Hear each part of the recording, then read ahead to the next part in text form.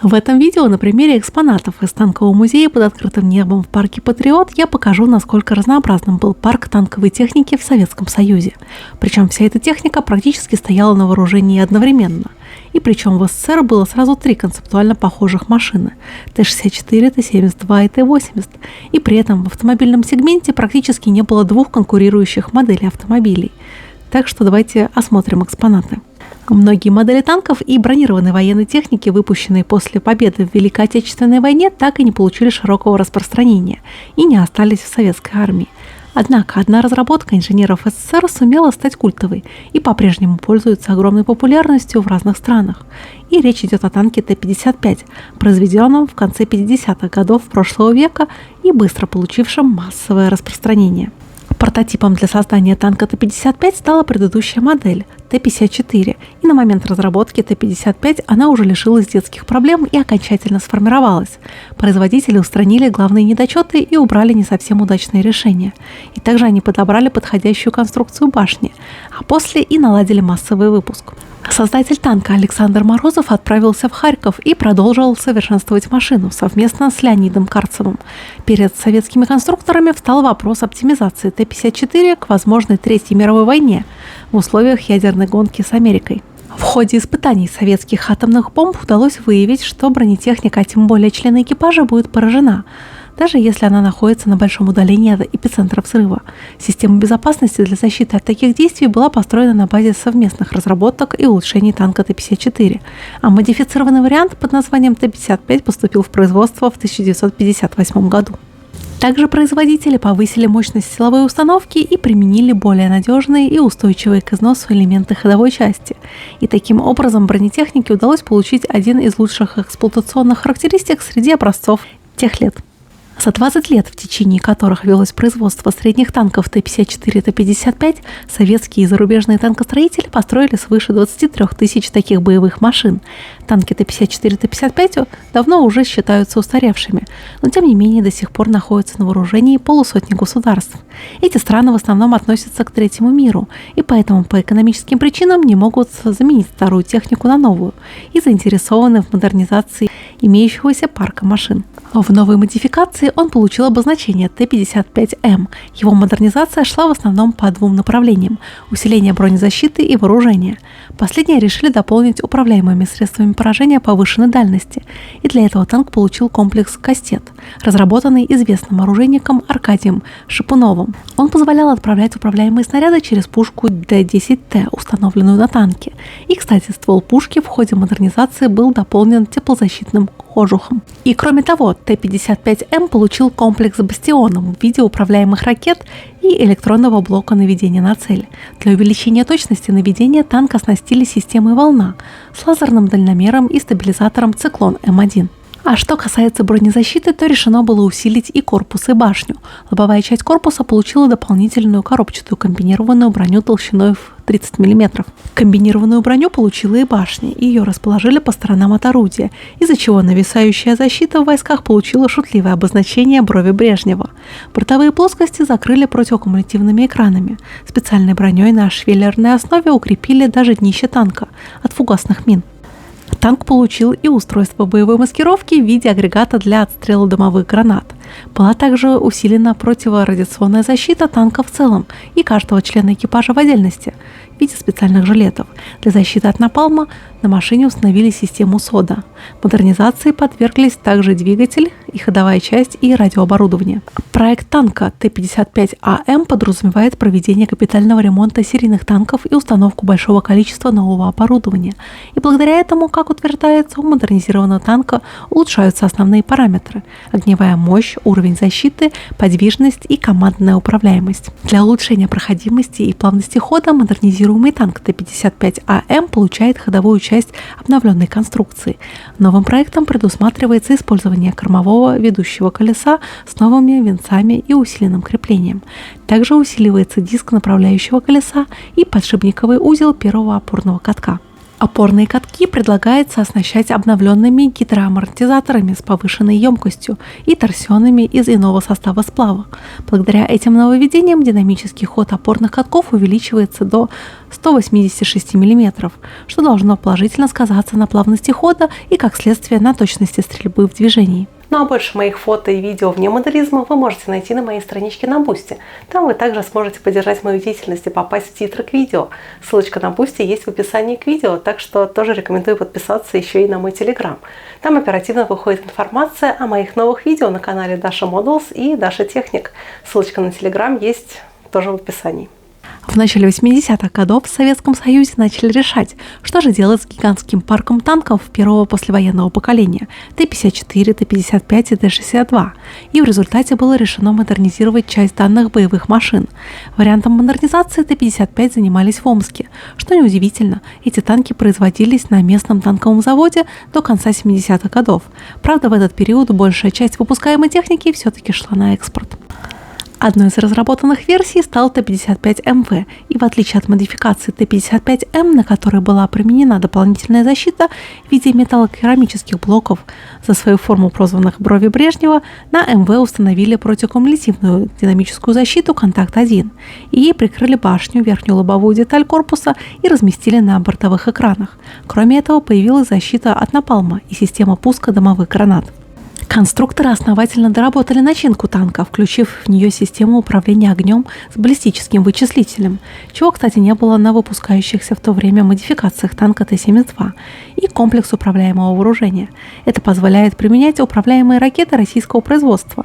100-метровую нарезную пушку оборудовали термозащитным кожухом. Характеристики подвижности улучшались за счет применения новых гусеничных лент, а также более мощного двигателя В-46-5М. Модернизированными Т-55 стали оснащать округа, которые должны были противостоять странам, имеющим технику не последнего поколения, а в 80-е годы к таким, например, относилась Турция. Доработками старых танков по документации, полученной из Омска, занимались танкоремонтные заводы СССР. А это танк Т-62М1. Это модификация танка Т-62, созданная в СССР в середине 80-х годов прошлого века. И первоначально танк Т-62 создавался как ответ на американские танки М-60 и М-48. Это мощная 115 мм пушка и бронирование, достигающее более 200 мм, которые позволяли эффективно бороться с танками противника. Однако в процессе эксплуатации Т-62 выявились недостатки, и к тому же его защита от перспективных западных снарядов считалась уже неудовлетворительной.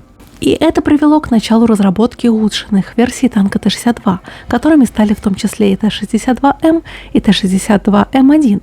Т-62М1 оснащался новым двигателем мощностью в 690 лошадиных сил и получил более современный бронепакет, который значительно повысил его защитные свойства. И кроме того, танк был оснащен новыми системами управления огня, наблюдения и связи, что повысило его боевую эффективность. На протяжении многих лет танк Т-62М1 поставлялся во многие страны мира, а в некоторых используется по сей день. В 90-х годах Т-62М1 был использован в войне в Чечне. Однако, несмотря на улучшение, Т-62М1 показал себя недостаточно эффективным на современном поле боя и стал заменяться на более современные модели танков. Т-62М1 обладает хорошим бронированием, неплохой подвижностью, мощным вооружением и широкой номенклатурой боеприпасов, в том числе и ПТУР, но танк имеет долгую перезарядку по сравнению с противником и низкую скорость заднего хода. А это танк Т-64Б. Это модернизированный вариант советского основного боевого танка Т-64А, разработанный в Харькове в начале 70-х годов прошлого века.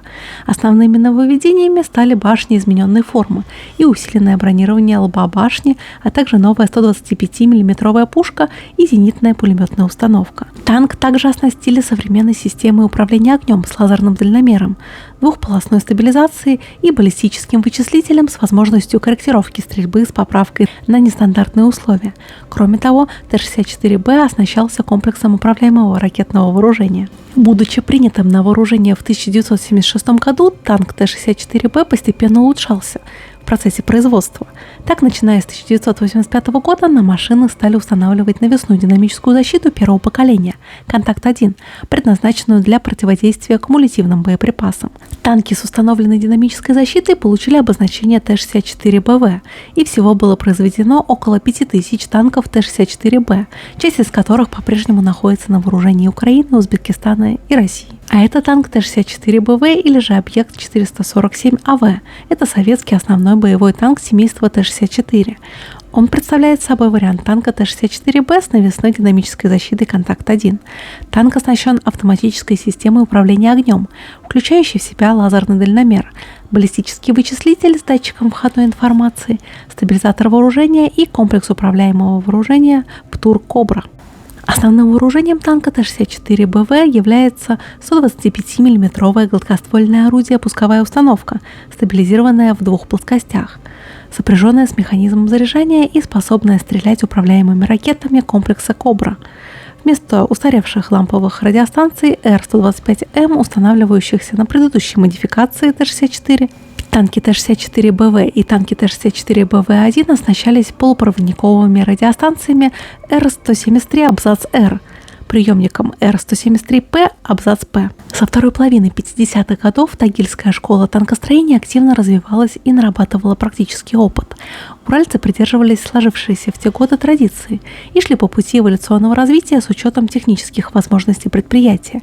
Имелась даже своеобразная присказка. Важно придумать не только нужную загогулину, но и то, как ее изготовить, отремонтировать без отрыва от производства. В середине 50-х годов уральские конструкторы находились в своеобразном цейтноте. Если следовать регламенту рабочего дня, то у них не было времени на создание перспективного танка. И дело в том, что с чьей-то подачи завод, как главное предприятие, нес в танкопроме ответственность за выпуск всех танков Т-54.